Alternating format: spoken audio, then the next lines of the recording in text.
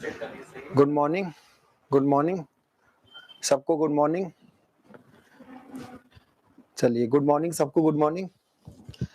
जल्दी सब लोग जुड़ जाइए, एक बार वॉइस और वीडियो कंफर्म करिए जिससे हम सब लोग आगे भी क्लास को स्टार्ट कर सके। आज बहुत इंपॉर्टेंट एक सूचना है क्योंकि आपका एग्जाम डेट भी आ गया है, तो अब आपके लिए क्या प्लानिंग होनी चाहिए। तो एक बार कंफर्म करिए कि वॉइस और वीडियो क्लियर है, तो फिर हम सब लोग आगे बढ़ते हैं।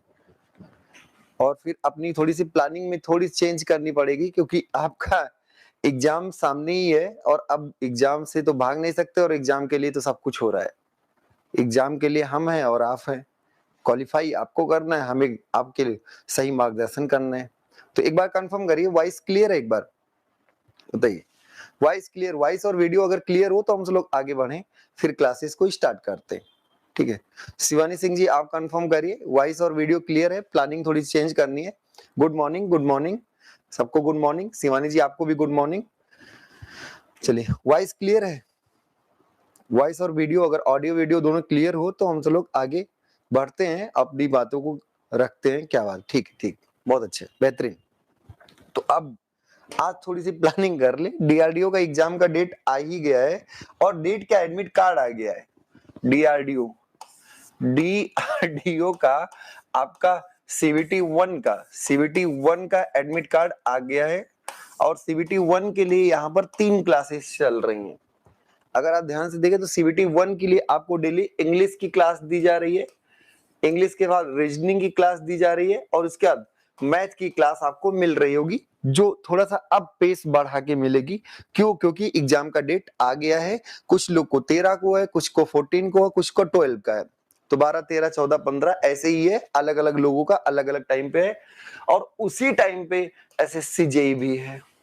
एसएससी जेई का एडमिट कार्ड तो नहीं आया, पर एसएससी जेई का डेट अनाउंस्ड है कि ये 14 नवंबर, इन केस थोड़ा सा डिले करते हैं तो बेहतर है, नहीं 14 नवंबर से ये भी पेपर है। अभी तक आपको 14 नवंबर मान के चलना है, उसी हिसाब से दोनों की प्लानिंग एक साथ करनी है। अब क्वेश्चन मार्क ये है कि कुछ का अगर क्लैश कर गया तो क्या होगा। कुछ लोग का क्या है, क्लैश कर गया कि डीआरडीओ और एसएससी जेई दोनों एक ही दिन आ गया। अब क्या करें गुरुजी, अब तो फंस गया। अभी तो डीआरडीओ का, एसएससी जेई का तो एडमिट कार्ड भी नहीं आया, तो कुछ कहा नहीं जा सकता, लेकिन क्लैश करने की चांसेस हैं। तो अगर क्लैश कर गया तब क्या करें। तो क्लैशिंग के केस में दो बातें ध्यान से सुनिएगा, बहुत इंपॉर्टेंट, जो हमारी अपनी राय है, जो हमारा अपना सोचना है। अगर आप सिविल इंजीनियरिंग के हैं, अगर आप सिविल इंजीनियरिंग वाले हैं तो आप एसएससी जेई दीजिएगा। सिविल इंजीनियरिंग की तैयारी बेहतर है तो आप एसएससी जेई दीजिए। और अगर आप मैकेनिकल इंजीनियरिंग के हैं, अगर आप मैकेनिकल इंजीनियरिंग के हैं तो आप डीआरडीओ सीबीटी 1 दीजिएगा, डीआरडीओ सीबीटी 1 दीजिएगा। ठीक है, तो अगर क्लास करता है तो सिविल इंजीनियरिंग के सारे स्टूडेंट्स, जितने भी सिविल इंजीनियरिंग के स्टूडेंट्स है, वो एसएससी जेई देंगे। इससे बेहतर अपॉर्चुनिटी इस बार, और वैसे भी वर्क इन्वायरमेंट मैकेनिकल का डीआरडीओ में बेहतर है और सिविल का एसएससी में बहुत अच्छा है। अच्छा खैर, एसएससी जेई में मैकेनिकल का भी बेहतर तो है, पर वैकेंसीज कम है। तो आपको प्रायोरिटीज देना क्लासिंग के कारण, जब क्लास करेगा तब। अगर आप दोनों एग्जाम देने के लिए एलिजिबल हैं, दोनों के लिए पहुंच सकते हैं, दोनों के लिए आप सब कुछ कर सकते हैं, तो आप दोनों एग्जाम में अपेयर हुई। एग्जाम नहीं छोड़ना चाहिए, एग्जाम नहीं छोड़ना चाहिए जी, ध्यान रखिएगा। एग्जाम तो आपको देना ही है। और डीआरडीओ सीबीटी 1 अब आ गया, तो सर अगर हम डीआरडीओ की तैयारी करें तो कैसे करें, ये भी एक क्वेश्चन मार्क। पहला क्वेश्चन मार्क जो आपको शायद अब क्लियर होगा कि अगर क्लैशिंग होती है तो सिविल वाले एसएससी जेई देंगे, मैकेनिकल वाले डीआरडीओ सीबीटी 1 देंगे, ये क्लियर होगा। दूसरा, अगर दोनों देना पड़ा या एक ही देना पड़ा तो अब प्लानिंग कैसे करें, डीआरडीओ की प्लानिंग, क्योंकि जो थोड़ी उम्मीद से 1-1.5 महीने पहले आ गया, और ऐसा नहीं है दिसंबर या जनवरी में पहले से प्रोजेक्शन था कि दिसंबर या जनवरी में पेपर होगा, तो थोड़ा सा 1 महीने पहले ये हो गया है, 1 से 1.5 महीने पहले। ठीक है, तो कोई बात नहीं, अगर हो गया है तो डीआरडीओ सीबीटी 1 जो है, इसको अलग से कर लेते हैं। डीआरडीओ सीबीटी 1 जो आपका है, DRDO CBT 1 pure non tech है। ये क्या है? प्योर नॉन टेक है। कंप्लीटली आपका नॉन टेक एग्जाम है, और नॉन टेक में देखिए, नॉन टेक में सब कुछ है, रीजनिंग भी है, मैथ भी है, जनरल साइंस भी है। जनरल साइंस अपने आप में हिस्ट्री, ज्योग्राफी, इकोनॉमिक्स सब भरे पड़ा है। इसी के साथ इसमें प्योर नॉन टेक में एक और बात ध्यान रखिए, कंप्यूटर भी आएगा, कंप्यूटर के भी क्वेश्चन, और यहाँ पर इंग्लिश भी आएगा। अब ये दोनों थोड़ा अलग रखिएगा, कंप्यूटर और इंग्लिश। ध्यान रखिए, रीजनिंग अगर आप नहीं भी पढ़े जिस लेवल में हैं, तब भी एक दो क्वेश्चन, चार क्वेश्चन अटेम्प्ट तो कर ही लेंगे, और रीजनिंग के लिए कोई स्पेशल तैयारी तो करनी नहीं। रीजनिंग ऐसा सब्जेक्ट है, दिमाग क्लिक कर गया तो उस समय लग गया, नहीं क्लिक किया तो हो सकता है एग्जाम के बाद आ रहा हो, एग्जाम में ना आए। तो रीजनिंग का हम बहुत स्पेशल नहीं आपसे कहेंगे कि कोई खास तैयारी करें। मैथ का है तो मैथ के फार्मूले याद रहेंगे, तो उस समय अप्लाई करना आपको आना आएगा। तो मैथ की भी एक तरीके से फार्मूला सीट तो आपको याद करनी पड़ेगी, मेंसुरेशन में क्या फार्मूले हैं, टेक्नोमेट्री में क्या फार्मूले, तो मैथ्स तो आपको ढंग से करना पड़ेगा, फार्मूले रटना पड़ेगा, इसको रिवाइज करना, कुल मिला के आपको क्या करना है, इसको रिवाइज करना है। जीएस में एक जनरल टाइप का है, तो करंट अफेयर्स भी आप थोड़ा सा पिछले एक दो महीने का देख लीजिएगा। अलग अलग ज्यादा टेक के क्षेत्र में आप देखिएगा कि डीआरडीओ में क्या हुआ, इसरो में क्या हुआ, तो थोड़ा सा आप टेक्नोलॉजी से, मतलब साइंस एंड टेक जो केस होता है, प्लस करंट अफेयर्स में भी साइंस टेक जो है उसको ज्यादा अच्छे से देख लीजिएगा। और वैसे तो ये महासागर है, इसमें कुछ भी आ सकता है, पर खैर करंट अफेयर में साइंस एंड टेक आप देख लीजिएगा बहुत अच्छे से। इन दोनों को थोड़ा बेहतर आप ध्यान दीजिए। इंग्लिश को अगर नहीं पढ़े तो कर नहीं पाओगे, मैथ नहीं पढ़े तो भी क्वेश्चंस हो सकते हैं वहां पर जाकर, रीजनिंग नहीं पढ़े तब भी हो सकते हैं। इंग्लिश को अगर आप नहीं पढ़े, अगर इसको आप सही ढंग से नहीं पढ़े तो वहां कर नहीं पाओगे, गलत ही करके आओगे, इन और एट कहां लगना है यही नहीं सही कर पाओगे। बस है, तुम इंग्लिश को तो आप पढ़ ही लीजिए, कोई एक बुक, कोई एक मैराथन सीरीज, या जो अभी चल रहा है उनसे सर से भी रिक्वेस्ट करके थोड़ा फास्ट स्पीड में 10 दिन की बात है पूरा पूरा कंप्लीट करा दे। तो इंग्लिश आप ढंग से पढ़ लीजिए, इंग्लिश एक बार पढ़ना तो पड़ेगा ही, नहीं तो आप सब्जेक्ट आपको क्या है कि अलग अलग पार्ट्स में कौन सा एरर है, स्पॉटिंग एरर के ही क्वेश्चन नहीं कर पाओगे। वो कैब तो अच्छी होनी ही चाहिए, वो कैब अच्छी होने के साथ साथ इंग्लिश में आप ध्यान दीजिए, इन और at, punctuation, preposition, noun, pronoun, यही चीजें आप डिटेल में कर लीजिए। तो ये आपको पढ़ना ही पड़ेगा, ये आपको क्या करना पड़ेगा, पढ़ना ही पड़ेगा। और पढ़ने में कंप्यूटर, अब इसको मान लीजिए थोड़ा रिवाइज करें, मैथ के फार्मूले रिवाइज करें, करंट अफेयर थोड़ी देख लें, साइंस टेक का देख लें, पर कंप्यूटर भी पढ़ना ही पड़ेगा। हर एक का मीनिंग, www क्या है, HTML क्या है, हर एक के बारे में आपको अच्छे से जानना पड़े। वहां तुक्का नहीं मार सकते भाई, आपको ऐसा लगेगा सारे ऑप्शन करेक्ट हैं, जब आप पढ़ेंगे फुल फॉर्म्स ही पढ़ेंगे, ये कौन इनपुट डिवाइस कौन आउटपुट डिवाइस है, कैसे क्या, तो आप जब डिटेल में पढ़ेंगे तो आपको लगेगा सारे ऑप्शन सही है, लेकिन जब पढ़ के जाएंगे तो ये दोनों आप पढ़िए, मतलब इन दोनों पर ज्यादा फोकस करिए। मैकेनिकल वाले जो डीआरडीओ 1 सीबीटी 1 दे रहे हैं, इन दोनों को रात दिन लग के एकदम खत्म कर लीजिए, 10 दिन आपके लिए सब कुछ है। 10 दिन अगर आप बेहतर कर लिए ना तो आपकी 10 जनरेशन बदलेगी, ध्यान रखिएगा। खैर जनरेशन क्या, अपना ही सोचिए, क्यों बाल बच्चे का सोचिए, अपना ही आप ही बेहतर हो जाएंगे, आपके बोलने चालने रहने। और दहेज तो बम्पर, ठीक है, तो दहेज भी मिलेगा, चाहे लड़की हो चाहे लड़का, सबको दहेज मिलेगा, ठीक है।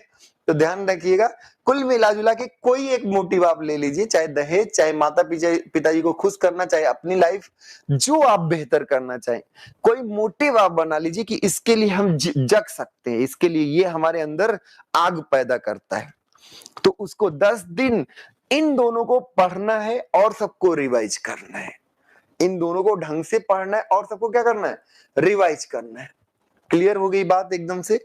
तो अब सीबीटी 1 के लिए लग जाओ, अब मंजिल दूर नहीं। एक और बहुत इंपॉर्टेंट बात आपको बता दे रहे हैं, एक और बहुत ही इंपॉर्टेंट बात, उसको आप ध्यान सुनिएगा। क्या लिख रहे हैं ये, DRDO 1, CBT 1 तो अब कुछ है ही नहीं, अब तो हो गया जो होना है। अब क्या है, CBT 2, DRDO CBT 2।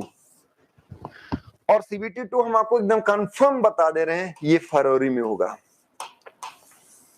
फरवरी 2023, ठीक है। तो अभी से याद रखिएगा, डीआरडीओ 1 तो सामने है, ऐसा नहीं कि इसको भूल जाइए, सिलेक्शन यही कराएगा। हाँ यह है कि पहली सीढ़ी आपकी सीवीटी 1 है, उस पर ज्यादा ध्यान दें, रेगुलर तो क्लास करें। अब क्वेश्चन की गुरुजी आपकी क्लास काहे को पढ़ी, तो हमारी क्लास ही टेक में चल ही रही है। टेक्निकल में अगर देखें तो सिर्फ आपको 1 घंटे स्ट्रेंथ ऑफ मटेरियल केवल और केवल 1 आवर चल रहा है। जिंदगी में आप रात दिन हमेशा नॉन टेक पढ़ ही नहीं सकते भाई, और नॉन टेक हमेशा नहीं पढ़ सकते, तो आपको सोम 1 घंटे डेली पढ़ना है, और एक बार पढ़ने के बाद 15-20 मिनट कहीं जाके रिवाइज कर लेना। बस हम नहीं कह रहे हैं कि आप अलग से एक्स्ट्रा एफर्ट कुछ करें, अभी आपको टेक के लिए कोई एक्स्ट्रा एफर्ट नहीं करना है। ध्यान रखिए एसएससी जेई वालों को सोम तो करना पड़ेगा, डीआरडीओ वाले के लिए कह रहे हैं कि आप अभी टेक्निकल में सिर्फ एक ही सब्जेक्ट चल ही रहा है सोम, और सोम को अच्छे से एक बार रिवाइज करते चले बस, क्योंकि अब जो टॉपिक्स है रियल में सोम अब शुरू हो रहे हैं। अभी तक तो आपको थ्योरी इधर उधर कहानियां समझा रहे थे, ठीक है। तो अब ध्यान रखिएगा, सोम के लिए 1 घंटे ये पढ़ें, और 15 मिनट केवल आप 15 मिनट आप क्या करें, रिवाइज करें, बस इतना ही करें, ठीक। तो अब आपको हमारे ख्याल से सारी चीजें क्लियर हुई होंगी, कोई अब परेशानी नहीं है। कौन सा सर एग्जाम दें, क्यों यही दें, तो सारी चीजें आपका क्लियर होगा। अगर हम डीआरडीओ सीवीटी 1 के लिए प्लानिंग कर रहे हैं तो क्या क्या रिवाइज करें, क्या क्या पढ़ें, इसको भी आप पेपर देखिए, एग्जैक्टली कोई भी पेपर नहीं बता सकता, क्योंकि डीआरडीओ का पेपर मिलता ही नहीं है कि प्रीवियस ईयर के क्वेश्चंस कैसे रहे, तो वो चीजें है नहीं। कई कई सालों पर होता है, तो किसी से अगर हम बात भी करते हैं तो बहुत बेहतरीन तरीके से कोई एक्सप्लेन नहीं कर सकता कि सर नहीं यही आया था। हाँ ये है कि जो लोग अपीयर हुए थे और नहीं हुए थे वो लोग थोड़ा सा बेहतर और बता पाते हैं, जो सिलेक्ट हो गए उनकी अपनी अलग लाइफ हो जाती है, वो अलग तरीके से। क्लियर हुई बात, ठीक है। तो अब हम सब लोग सोम स्टार्ट करते हैं। सोम जो सब लोग समझ रहे होंगे, कोई दिक्कत नहीं आ रही होगी, अभी तक जितनी बातें बताई हैं एक एक पॉइंट दिमाग में घुसा होगा, इसकी हम गारंटी ले सकते हैं। अगर आप शांत मन से ध्यान से देखे होंगे, सोम की बेसिक नॉलेज आपको आ गई होगी।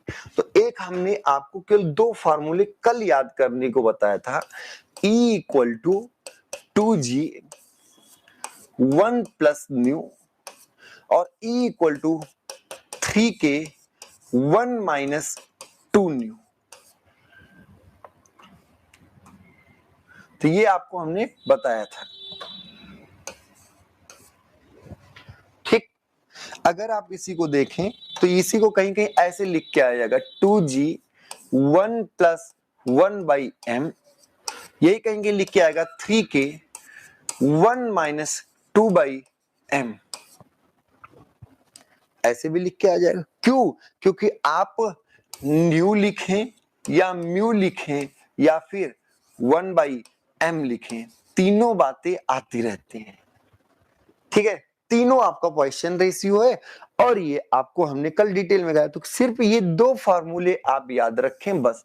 कभी कभी आपको हमने कल बताया भी था कि कभी कभी आप ई नहीं चाहते, तो ई नहीं चाहते तो 2G 1 प्लस न्यू जो होगा वो 3K 1 माइनस 2 न्यू होगा, और इस केस में देखें तो 2G minus 3K equal to आएगा -6K म्यू, और माइनस अगर आप देखें तो क्या आएगा यहाँ पर 2G न्यू, तो न्यू इक्वल टू आपका आएगा 3K माइनस 2G अपान, अब देखिए रटने की जरूरत नहीं है भाई, रटने की जरूरत नहीं, ये आएगा 6K plus 2G, 3K minus 2G अपान 6K प्लस 2G, ये भी आया था कल, हमने इसको डेराइव कराया था। ऐसे किसी ने कहा हम न्यू नहीं चाहते, तो न्यू का आप लिख दिए E upon G equal to 2 plus 2 mu, और E अपान 3K वो आया 1 माइनस 2 न्यू, ये आपका आया। इन दोनों को एडअप करने पर, तो आपका एडअप करने के बाद आया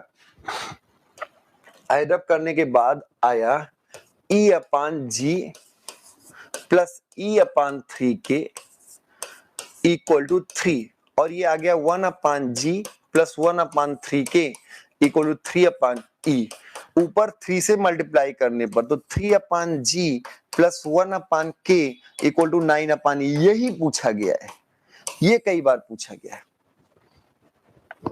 ये फॉर्मूला ऊपर 3 से क्या कर दिए, मल्टीप्लाई कर दिए दोनों पक्षों में, तो जब ऊपर 3 से मल्टीप्लाई करोगे तो 3/g। अब देखिए सबको ही नीचे 1 टाइम्स है, जी बी के बी ई भी, बस ये ध्यान रखिए जी के साथ 3, के साथ 1 और ई के साथ 9, ई के साथ क्या है 9, तो ध्यान रखिए 3/g plus 1/k equal to 9/e, 3/g plus 1/k equal to 9/e। और अगर आपको याद हो तो पुराना भी हमने कराया, mu equal to 3k minus 2g upon 6k plus 2g, 3k minus 2g upon 6k plus 2g। यहां तक सब कुछ क्लियर था, कल की बातें हैं ये। आप बताइए, आप सब शिवानी जी आप बताइए, यहां तक सब कुछ क्लियर है, यहां तक सब कुछ आपका क्लियर है? ये कल की ही बातें हैं। 3k minus 2g upon 6k plus 2g, ये न्यू का मान था, ये पॉइसन रेशियो का मान था। और एक हमने एस, ठीक है एस, बहुत अच्छा, बहुत बेहतरीन। और इसके बाद हमने आपको एक बात अभी बताई, ये कल डेराइव किया था 3 से मल्टीप्लाई करके, आज कर रहे हैं। तो 3 के साथ g, 3g plus 1/k, 3/g plus 1/k equal to 9/e। ये भी याद कर लीजिए, ये भी क्वेश्चन कई बार पूछा गया है। उस समय दिमाग नहीं काम करता, जब आप प्रैक्टिस किए रहते हैं तो सब कुछ काम करता है। तो 3/g plus 1/k equal to 9/e, ठीक है, याद रहेगा। अब कुछ बेहतरीन बातें, इसको थोड़ा ध्यान रखिएगा, क्या लिखे हैं इसके, बेहतरीन बातें। ये क्या है, बेहतरीन बातें। तो बेहतरीन बातों को थोड़ा बेहतरीन तरीके से समझें। अब आप ध्यान दीजिएगा बहुत अच्छे से, हम आपको बताए E equal to 2g 1 plus mu, और E इक्वल टू बताया, सिर्फ दो ही फार्मूला याद करने को बताए, 1 माइनस 2 न्यू। इससे ये बात निकलता है कि G इक्वल टू जो होगा वो E बाई 2 1 प्लस न्यू होगा। यहां से K का मान जो होगा वो होगा E बाई 3 1 माइनस 2 म्यू होगा। गुरुजी ये तो बहुत आसान चीज, इसमें कौन सी चीज आप बता दिए बेहतरीन बातें।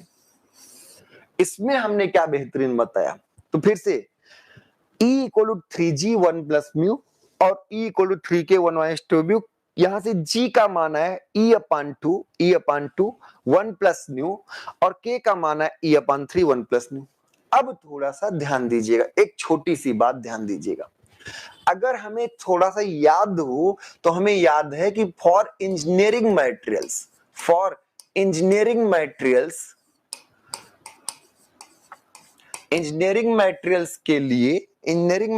के लिए आपको हमने बताया था, इंजीनियरिंग मटेरियल्स के लिए न्यू का मान जो होता है वो 0 से 0.5 के बराबर होता है।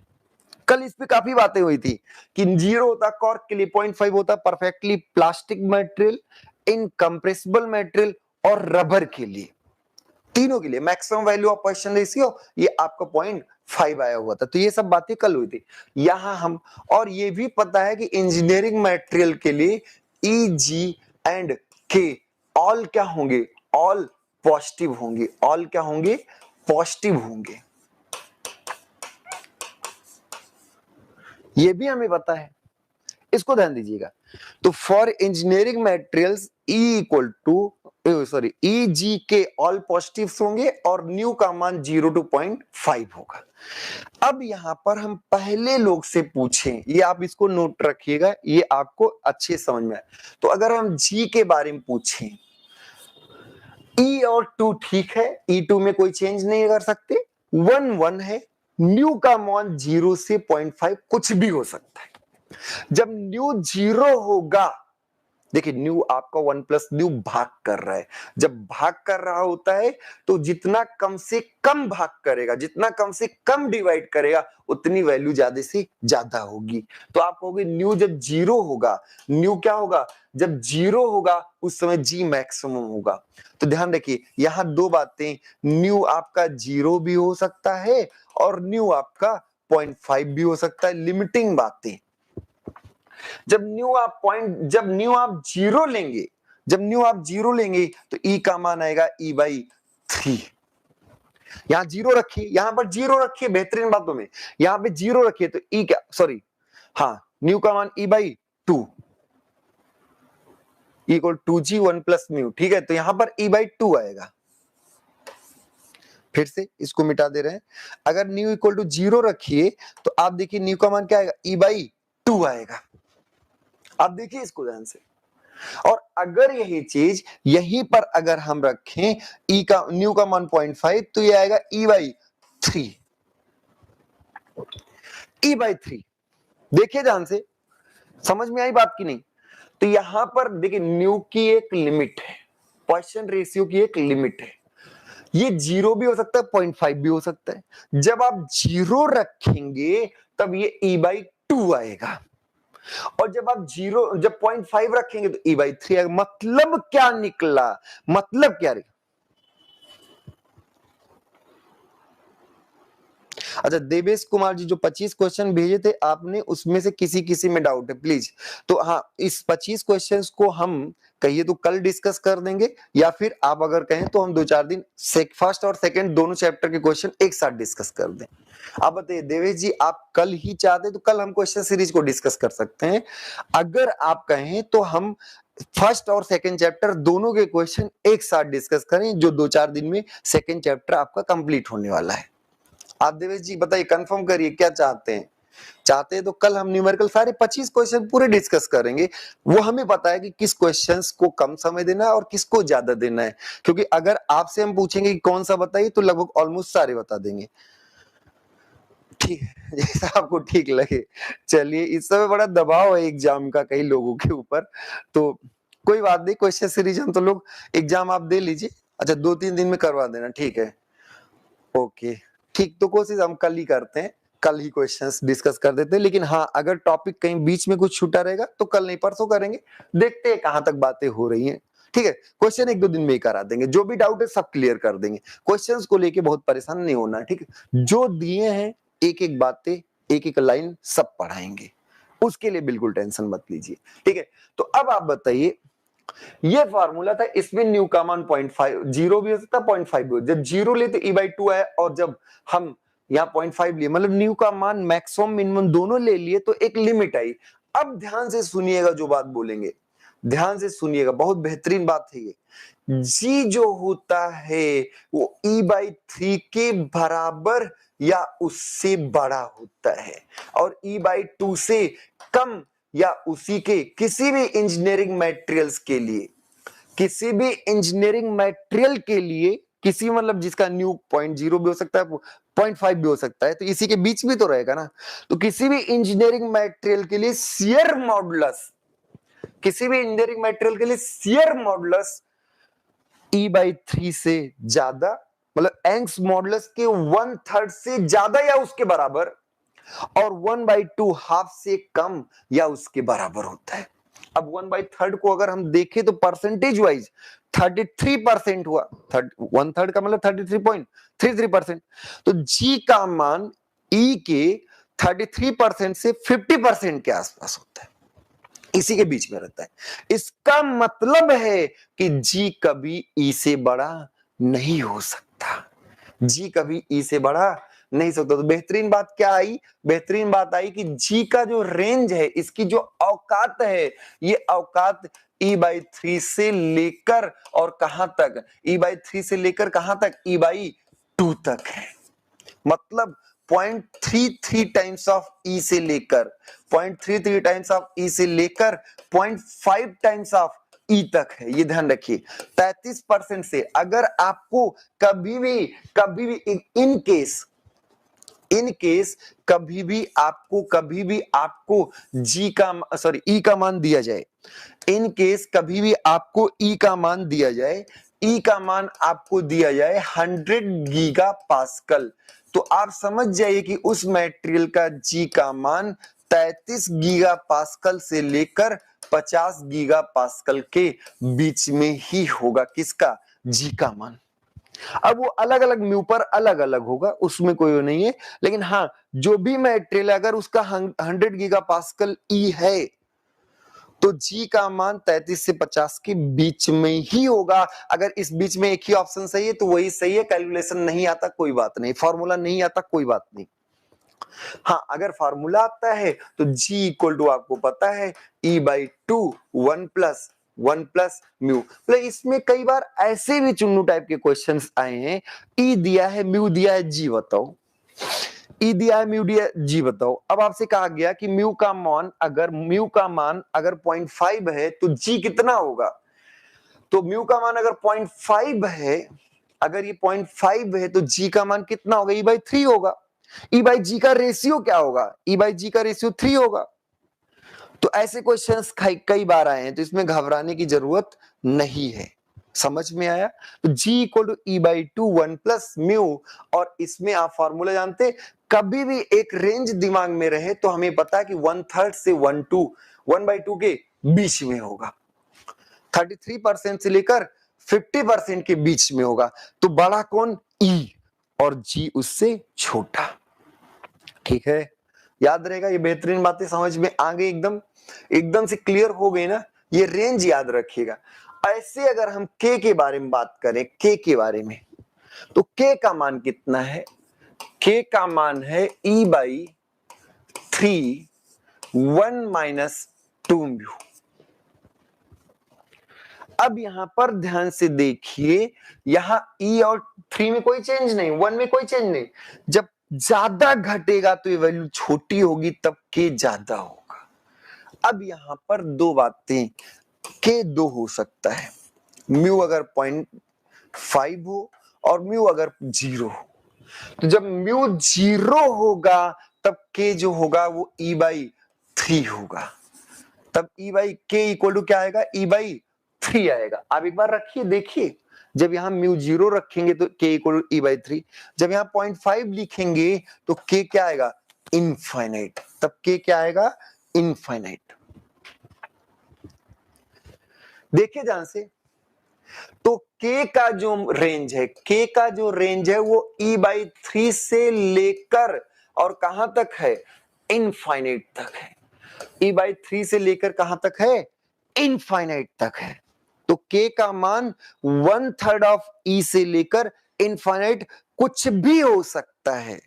1/3 ऑफ k से E से लेकर और इनफाइनाइट कहां तक क्या हो सकता है, कुछ भी हो सकता है। क्लियर हो गई बात एकदम से, एकदम बातें क्लियर हैं। सब लोग बताइए, सब कुछ समझ में आया। तो g का मान 1/3 ऑफ E से हाफ ऑफ E तक होता है, 1/3 ऑफ E से लेकर कहां तक, हाफ ऑफ E तक होता है। और k का मान 1/3 ऑफ E से लेकर इनफाइनाइट तक होता है। 1/3 ऑफ E से लेकर कहां तक होता है, इनफाइनाइट तक होता है। क्लियर हो गई बातें, एकदम समझ में आ रहा, नहीं एकदम समझ में आ रहा, बताइए। ठीक है, ठीक है, सब लोग कंफर्म करिए, बताइए। ठीक, तो अब एक साथ सारी बातों को याद करते हैं, सारी बातों को। अब दो ही फॉर्मूला हमारे पास है, E equal to 2G 1 plus mu, E equal to 3K 1 - 2 mu. और यहीं पर अगर याद करें, E हटाएं तो हमारा आया था यहां पर 3/G plus 1/K equal to 9/E भी आया था। न्यू का मान आया था 6G। न्यू का मान कितना आया था, एक बार देख लीजिए, अभी डेराइव किया था 3K minus 2G upon 6K plus 2G, 3K minus 2G upon 6K plus 2G। तो न्यू का मान जो आया था वो आया था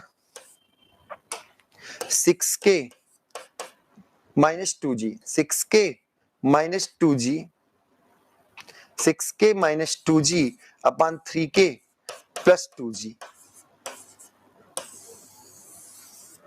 आप देखिए ध्यान से, 3K माइनस, अच्छा उल्टा लिख दिया, उल्टा लिख दिया भाई। कैलकुलेशन इसीलिए तो कह रहे हैं कि दो फार्मूले ही याद रखें, ज्यादा फार्मूले न याद रखें, उसको आप आसानी से निकाल लेंगे। तो ऐसा कुछ नहीं है। क्या आया था फार्मूला इस केस में, आपका फार्मूला आया था 3K minus 2G, 3K minus 2G अपान 6k प्लस 2g। कुछ नहीं करना, दोनों इक्वल कर दीजिए, म्यू का मान आ जाएगा। 1 सेकेंड का क्वेश्चन है, ऐसा कुछ नहीं, बस चीजें सही रहनी चाहिए। तो यह बात आ गई।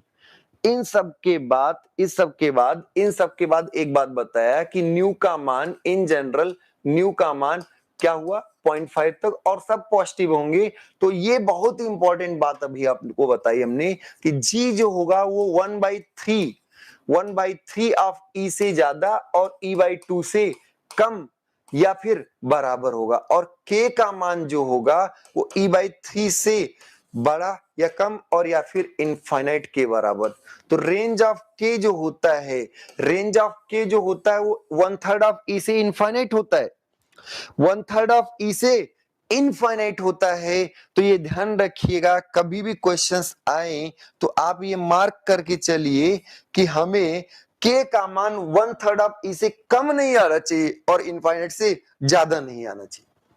फिर से देख लीजिए एक बार ये कैसे आया था। जैसे ये है, ये फार्मूला आपका है k equal to e/3 1 - 2 mu. अब जब आप म्यू जीरो रखेंगे तो e/3 आएगा k का मान, और जब म्यू 0.5 रखेंगे 0.5, अच्छा एक बात याद करिए, जब म्यू 0.5 था तो वही तो इनकम्प्रेसिबल था, और इनकम्प्रेसिबल होने का मतलब ही क्या है? इनकम्प्रेसिबल होने का मतलब है कि उसका बल्क मॉडुलस इनफाइनाइट है, बहुत ज्यादा रेजिस्ट कर रहा है वॉल्यूम को चेंज होने से, मतलब चेंज होने ही नहीं देगा। तो इनकम्प्रेसिबल, और इनकम्प्रेसिबल का मतलब ही आपका आया था कि गुरुजी म्यू का मान 0.5 और ये आपका इनकम्प्रेसिबल हो गया। तो अगर आप यहां से ध्यान से देखें तो यहां से आपको ये पता चलेगा कि k का मान 1/3 ऑफ e से लेकर इनफाइनाइट तक हो सकता है। इस पेज को एक साथ आप नोट कर लीजिए, यही सारे रिलेशंस एक साथ हैं।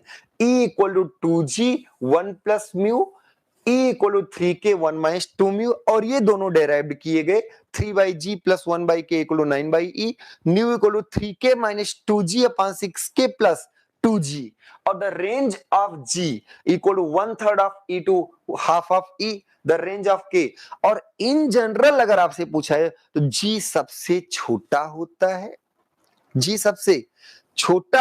है, और ई उससे बड़ा, और के जनरली सबसे बड़ा होता है। तो इन जनरल ये चीजें होती हैं कि जी सबसे छोटा और उससे बड़ा के ई होता है, उससे सबसे बड़ा क्या होता है?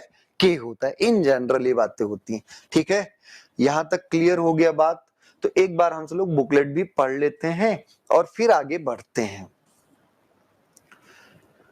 तो कल ये derivation volumetric strain equal to 3 sigma upon 1 - 2 mu upon E hydrostatic pressure condition में बताया था हमने कि सारे फेसेस पर क्या हो, स्ट्रेस समान हो और सेम, समान मींस मैग्नीट्यूड भी सेम हो और सेम नेचर के हो। अब ये नहीं कि इस फेस पर सिग्मा कंप्रेसिव हो और इस फेस पर सिग्मा टेंसाइल हो, ऐसा नहीं। अगर सिग्मा टेंसाइल है तो सारे फेसेस पर टेंसाइल हो, और सारे फेसेस पर अगर कंप्रेसिव हो तो कंप्रेसिव हो, तो उस सिचुएशन को हम हाइड्रोस्टैटिक प्रेशर कंडीशन कहते हैं। और हाइड्रोस्टैटिक प्रेशर कंडीशन का मतलब है कि stresses are same at all faces with same magnitude and direction sense means क्या है? सेंस मींस आपका यहां पर या तो टेंसाइल या तो कंप्रेसिव है। ठीक है, बात समझ में आ रही? तो ये बात जब निकल के आई तो यहां से ये रिलेशन आया E equal to 3k 1 - 2 mu, या k इक्वल टू आया E/3 1 - 2 म्यू। ये आपने डेराइव कर लिया। दूसरा relation between Eg k and mu, Eg k mu, तो आप E का मान होता है 2g 1 plus mu, E equal to होता 2g 1 प्लस म्यू, जो हम आपको बता चुके हैं। ऐसे अगर देखें तो E का मान 9 kg अपान 3k, अब यही वाला formula 3/g plus 1/k equal to 9/e। तो यहां से अगर हम एलसीएम लें तो 3k plus g equal to kg होगा, इक्वल टू 9/e होगा। तो E का मान क्या होगा? E का मान क्या होगा? 9 kg अपान 3k 3k प्लस जी, वही बात है, वही बात है। देखिए E का मान क्या आया, 9kg/3k प्लस जी। अब इसी में चाहे डिवाइड करके ये फार्मूला निकालो, जो आपकी मर्जी, रटना केवल दो ही फार्मूले हैं, रटना केवल दो ही फार्मूले हैं।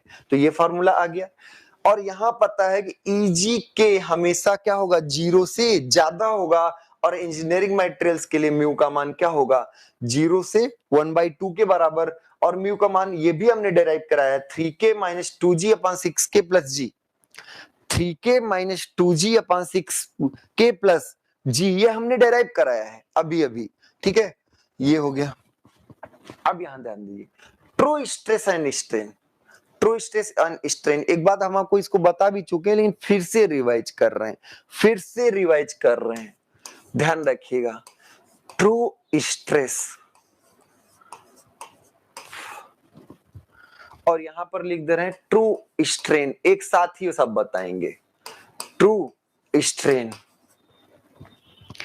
अब आप बताइए ट्रू स्ट्रेस क्या होता है। ट्रू स्ट्रेस, तो देखिए स्ट्रेस जो होता है वो होता है internal resistive force upon area, internal resistive force upon area. अब एरिया में दो लोग हैं, एरिया में दो लोग हैं, एक है ओरिजिनल एरिया और एक है इंस्टंटेनियस एरिया। अब ये बात क्यों गुरुजी बोले, इसको बहुत ध्यान से समझ लीजिएगा, कई बार ये फॉर्मूले आ जाते हैं और बहुत कठिन नहीं है यार, डेराइव आप तुरंत कर सकते हो, इसमें घबराना नहीं है। ट्रू स्ट्रेस और ट्रू स्ट्रेन, ट्रू स्ट्रेस क्या है, तो स्ट्रेस पहले आप समझे, तो गुरुजी स्ट्रेस याद किए, स्ट्रेस क्या था, internal resistive force upon area, और एरिया में दो लोग हैं कि ओरिजिनल ने कि इंस्टेंटेनियस। अब ध्यान दीजिए, इंजीनियर आदमी मस्त होता है, सोता रहता है, शुरू में गया एरिया नाप के आया, 10 दिन नहीं गया, तो कोई बात नहीं, उसने कहा कि हमारा जो भी मापन है हम इनिशियल एरिया में लेंगे, बीच में क्या हुआ पता नहीं, उसको इंस्टेंटेनियस से लेना देना नहीं। तो जब कभी आपका स्ट्रेस जो कैलकुलेट किया जाए, internal resistive force upon area जो कैलकुलेट, कौन सा, इनिशियल एरिया पर जब कैलकुलेट किया जाए, तो उसको इंजीनियरिंग स्ट्रेस कहते हैं, क्योंकि इंजीनियर को इंस्टेंट से कोई मतलब है नहीं, शुरुआत में था वही सही है। बात समझ में आ रही, तो जब आपका इनिशियल एरिया, जब आपका क्या लिया जाए, इनिशियल एरिया लिया जाए, तो इनिशियल को ही ओरिजिनल एरिया भी बोल देते हैं, तो जब आपका इनिशियल एरिया लिया जाए तो internal resistive force upon initial area engineering stress होता है। और इंजीनियरिंग को बोलने की जरूरत नहीं, इंजीनियर को इंजीनियर क्यों बोले भाई, तो उसको जनरली स्ट्रेस ही बोल देते हैं। अगर हम आपको स्ट्रेस बोल रहे हैं तो आप इंजीनियरिंग ही समझिएगा, अगर हम स्ट्रेस वर्ड बोल रहे हैं तो आप क्या समझेंगे, इंजीनियरिंग ही समझेंगे, ठीक है। और इंजीनियरिंग स्ट्रेस होता है internal resistive force upon original cross sectional area. ऐसे अगर वो सिग्मा क्या लिया जाए, इंटरनल रेजिस्टिव फोर्स और उस समय का इंस्टेंटेनियस एरिया, कौन सा एरिया, इंस्टेंटेनियस, कुछ इंस्टेंट क्या एरिया रहा, जिसे आप अगर इसको खींचे तो अभी शुरुआत में कुछ एरिया है, शुरुआत से ही सारा कैलकुलेशन करिए तो आपका इंजीनियरिंग, पर जब आप खींच रहे होंगे तो क्या एरिया घट रहा होगा, लंबाई बढ़ रही होगी, हाँ गुरुजी लंबाई बढ़ रही होगी, एरिया घट रहा होगा, तो हर एक इंस्टेंट वाला अगर एरिया लें तो वो आपका क्या हो जाता है, ट्रू स्ट्रेस। तो ट्रू स्ट्रेस, अब देखिए जनरली ट्रू स्ट्रेस और इंजीनियरिंग स्ट्रेस पर जब नेकिंग हो जब क्या, जब नेकिंग होता है, जब नेकिंग स्टार्ट होता है, तो नेकिंग स्टार्ट होने पर एरिया रिड्यूस करता है। एरिया रिड्यूस करने का मतलब कि इंस्टेंटेनियस एरिया ओरिजिनल एरिया के बराबर नहीं होगा, तब आपका इंजीनियरिंग अलग होगा और ट्रू अलग होगा। पर ट्रू कोई अगर पूछे तो कोई दिक्कत नहीं, ट्रू स्ट्रेस, ट्रू मतलब सच्ची में क्या है, तो true stress equal to internal resistive force upon उस समय का जो एरिया, इंस्टेंटेनियस एरिया, उस तात्क्षणिक एरिया क्या है। समझ में आया, तो बेसिक डिफिनीशंस पहले समझिए, फिर रिलेशंस की बात करेंगे। आई थिंक आपको क्लियर हुआ होगा, यहां तक क्लियर है ना सबको, आगे बढ़े। पहले डिफिनीशन समझिए, फिर रिलेशंस आज ही कराएंगे, अभी कराएंगे। रिलेशंस की बात बाद में करते, पहले डिफिनीशन। तो internal resistive force upon instantaneous area, internal resistive force upon instantaneous area क्या हो गया, ट्रू स्ट्रेस, और internal resistive force upon original area equal to engineering stress, ऐसे ट्रू स्ट्रेन। तो ध्यान देखिए, जब स्ट्रेन की बात करें, स्ट्रेन, तो स्ट्रेन है change in length upon length. अब ये लेंथ दो हो सकता है, एक हो सकता है ओरिजिनल लेंथ और एक हो सकता है इंस्टेंटेनियस लेंथ, क्योंकि जब आप खींच रहे होते हैं तो हर समय लंबाई बदल रही होती है। तो यहां ध्यान रखिए, जब ओरिजिनल लेंथ लेंगे, जब आप क्या लेंगे ओरिजिनल लेंथ, तो इंजीनियरिंग स्ट्रेन, और जब आप इंस्टेंटेनियस लेंथ लेंगे तब आपका आएगा ट्रू स्ट्रेन, और इस पर हम लोग बात कर चुके हैं डिटेल में। तो ओरिजिनल लेंथ लेंगे तो इंजीनियरिंग, और जब ट्रू मतलब सच्ची वाला, तो सच्ची क्या, change in length upon instantaneous length. एकदम क्लियर हुआ, एकदम से क्लियर हो गया होगा हमारे हिसाब से। तो आगे बढ़े, एक बार थम्स अप करके बताइए, डेफिनेशंस क्लियर है, डेफिनेशंस क्लियर है ना, कंफर्म करिए एक बार, सब लोग कंफर्म करिए कि चीजें डेफिनेशंस अगर क्लियर हैं तो हम डेरिवेशन फिर आगे बढ़ाते हैं। ट्रू और इंजीनियरिंग स्ट्रेस में रिलेशंस, ठीक है, ट्रू और इंजीनियरिंग स्ट्रेस में रिलेशंस बताते हैं, और फिर ट्रू स्ट्रेन और इंजीनियरिंग स्ट्रेन में रिलेशंस बताते हैं। तो एक बार कंफर्म करिए सब लोग, समझ में आया? शिवानी जी आप बताइए, समझ में आ रहा है? ठीक है, तो आगे बढ़ते हैं अब, ठीक है। अब ध्यान दीजिएगा, तो पहले हम सब लोग ट्रू स्ट्रेस की बात करते हैं। True stress, true stress and engineering stress, किसकी बात करते हैं? इंजीनियरिंग स्ट्रेस, ठीक।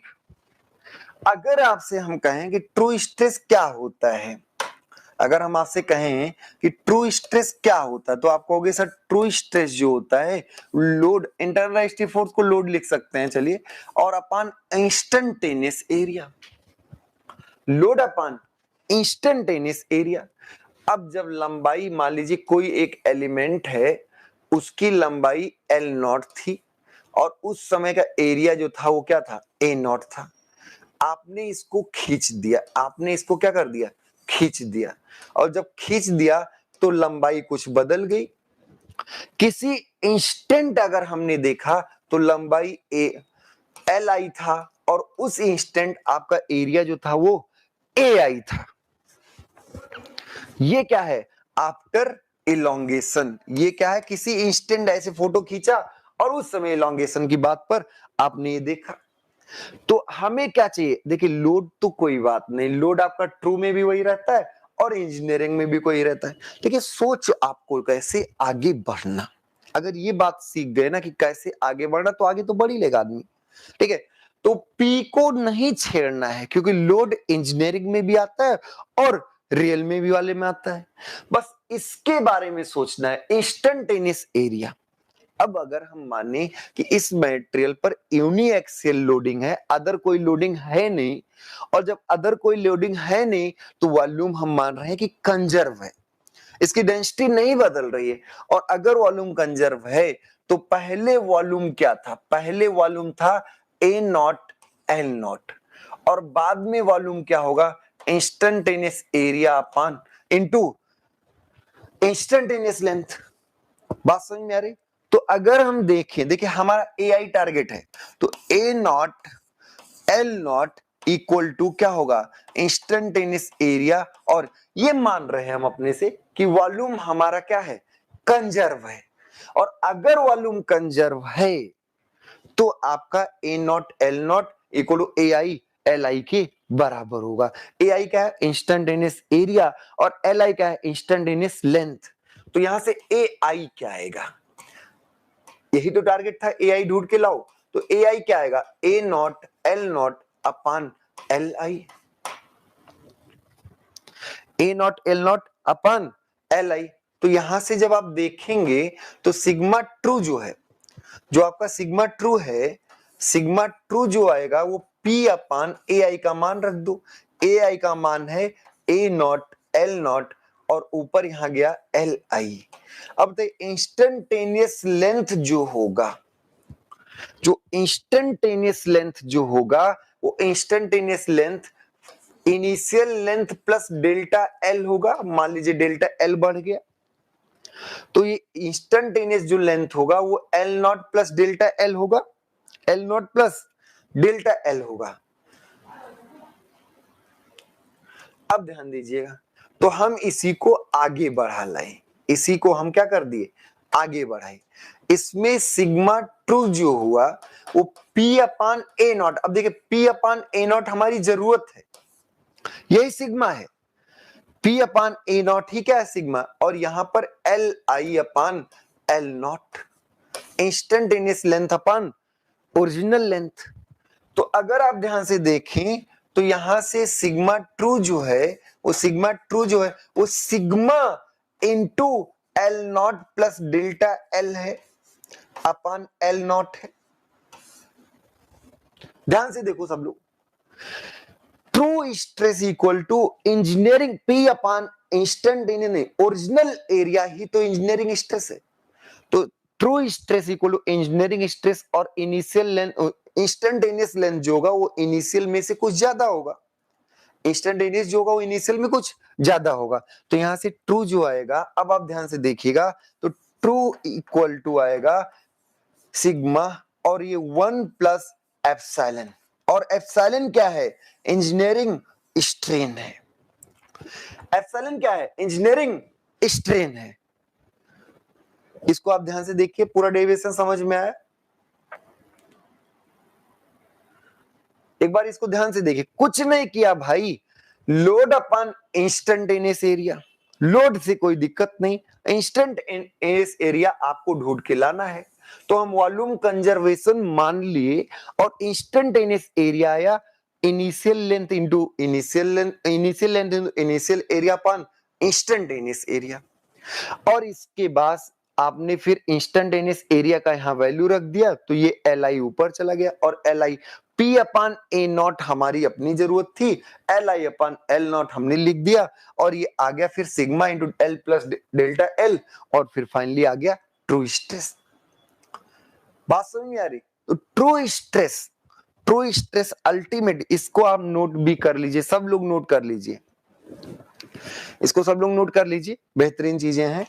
तो ट्रू स्ट्रेस क्या निकल के आया, true stress equal to engineering stress 1 plus engineering strain.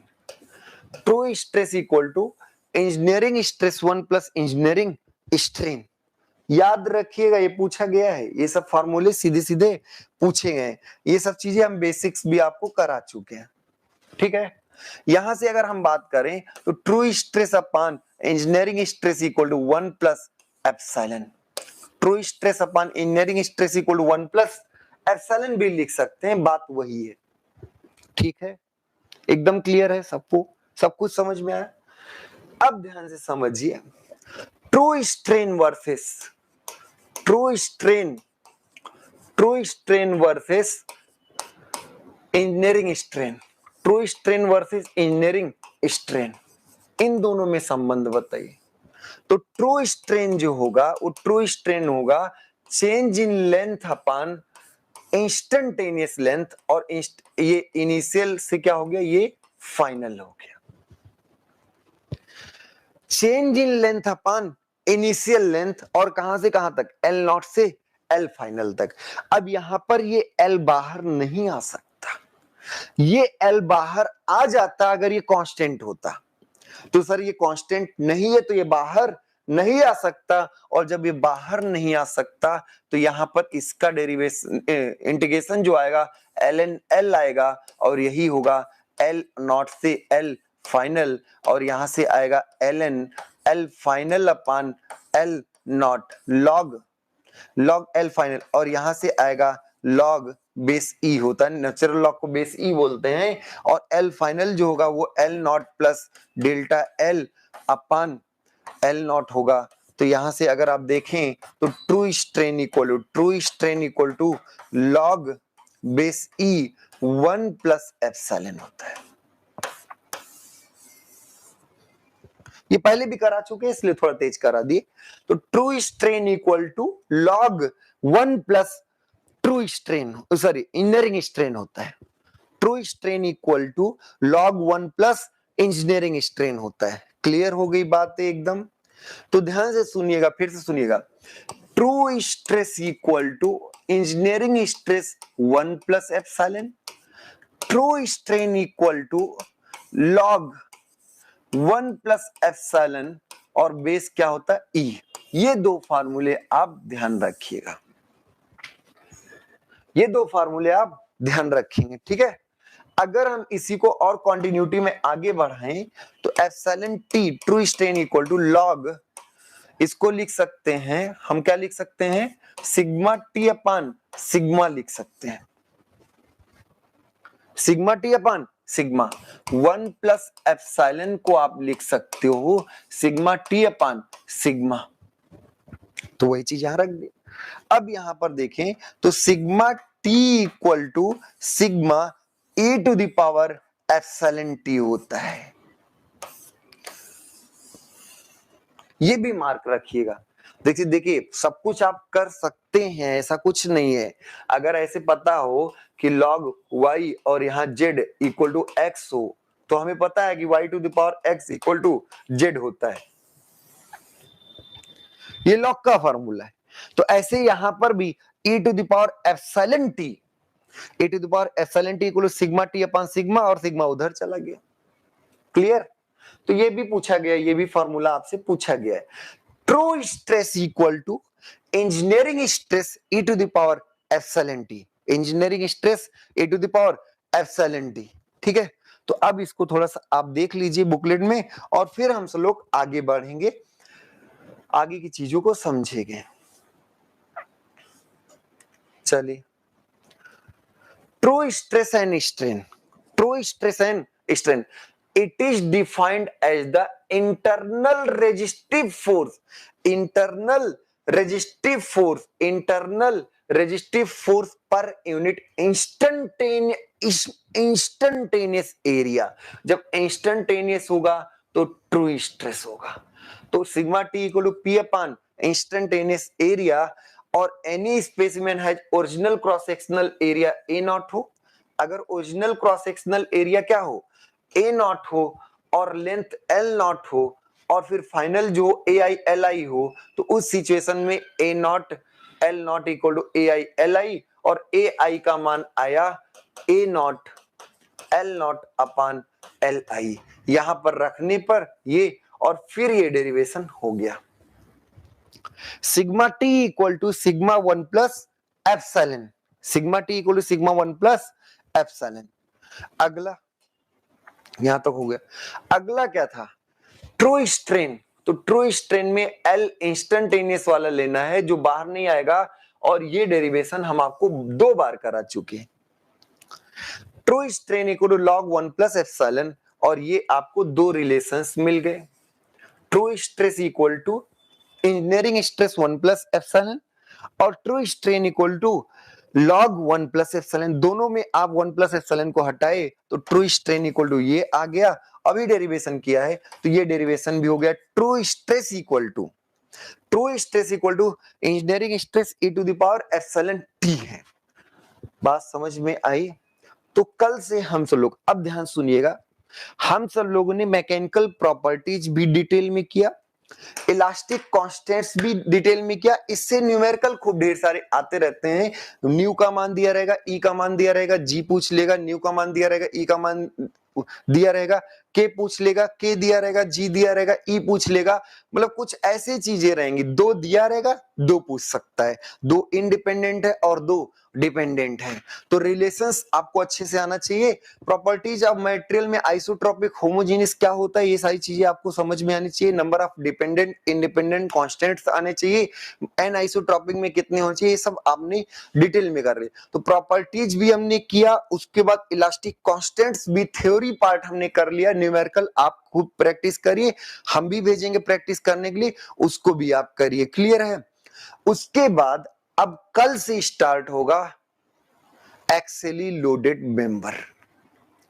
Axially loaded member की बात करेंगे, उसके बाद फिर थर्मल स्ट्रेसेस आएंगे। तो ये इस चैप्टर का लास्ट टॉपिक होगा, पर ये काफी लंबा है। इससे काफी क्वेश्चन आते हैं कि सेल्फ वेट से क्या होगा, अगर लोड लग रहा है तो क्या होगा, डबल ट्रिपल कुछ भी होगा, एक एक बातों को चार चार तरीके से कहा जाएगा और हम खुद बोलेंगे, आप आपको लगेगा सब सही है, और सच में सब सही होगा। आया सब कोई चार बार है।